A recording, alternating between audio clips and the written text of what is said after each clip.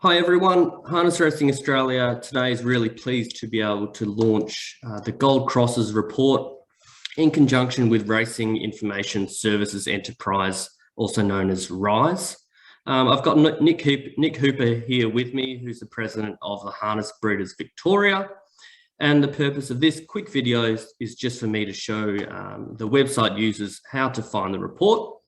And then Nick's going to give an illustration and a description as to how important the report is for breeders and a little bit of analysis as well. Welcome, Nick. Hi, Cam. Thanks for having me. Hey, I'll start by sharing the screen and show people how we can find the report. We start on the Harness Racing Australia website, and it's simply as easy as going into searching for a horse like you would normally. So into the racing tab and onto horse search. And then you simply type in your favorite sire. So for this example, we'll use Art Major. We click and then click through and select Art Major in the next listing. And then through to progeny of Art Major. Now, to access these reports, you will have to be registered with HRA's online reporting. So you can see the whole suite of reports available for Art Major here. And here you'll see the Gold Crosses report tab on the top right, and as well at the bottom, the Gold Crosses report here. So you can click either of those links. Let's click here to view the Gold Crosses report for Art Major. You'll then have to log into the HRA breeding tab and registry. Now, if you're not registered, you'll have to complete a quick registration item, but it's really easy and it's only about a 2-minute process. So once you're registered, put your login details in, click login, wait for the website to load, and the Gold Cross report for Art Major will show up. You can see that it's quite a large table and there's a lot of information to work your way through. One of the good things about this report is that it's you can filter each column and sort each column as well.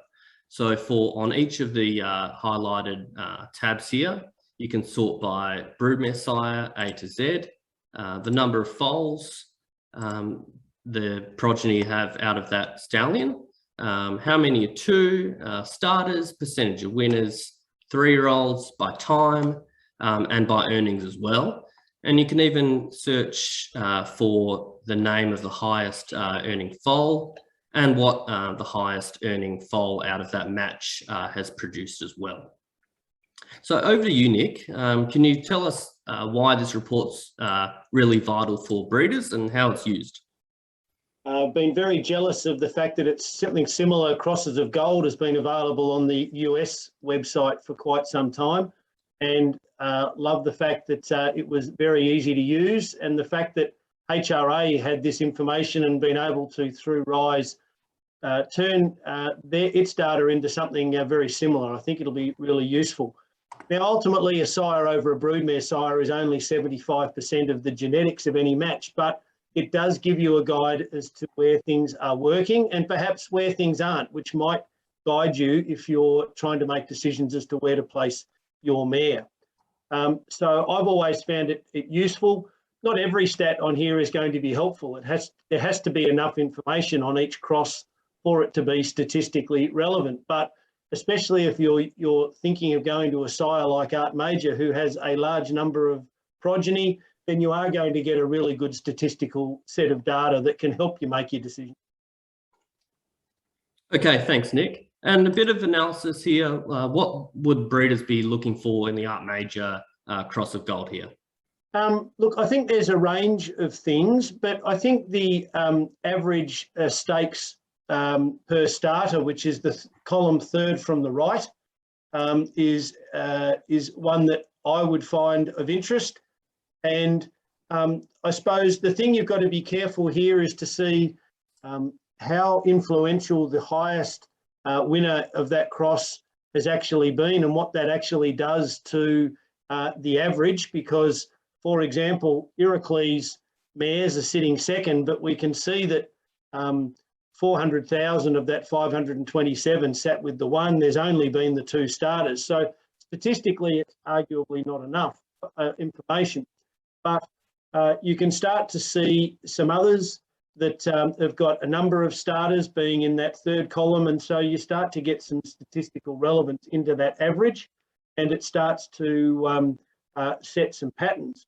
And I suppose what's interesting is that not necessarily the household names sitting at the top of the list here. Some of them are lesser performed stallions, or we might just call them average in terms of they might have had a number of good performers over the years. And also the other thing to look at is to scroll down towards the bottom of this list and actually look and see where you're getting the statistical misses. Because the lower you go down this list, the more you're looking at a set of data that actually has crosses that perhaps haven't worked as well as you would like.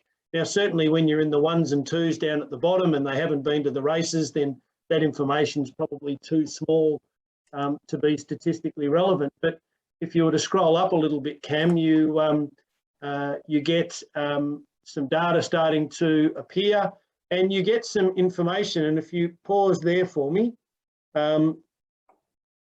you'll see that troublemaker mares with put to Art Major as an example, 30 of them, 27 are 2-year-old or older, 15 have started, and they're only averaged 21,000 per cross. So that, you would argue, is not as good as it could have been. Rock and Roll Heaven, 16, only 7 2-year-old and older, 4 have started. Again, not a great return. So perhaps you'll see some statistics in there that might be as much encourage you to make a choice, but they might also encourage you to not make a choice, which is equally as important when you're choosing a stallion. Perfect, Nick. Thanks for the summary. And if anyone's got any queries about the report or requires any information, please contact HRA via email to hra@hra.com.au. Thanks, Nick. Thanks, Cam.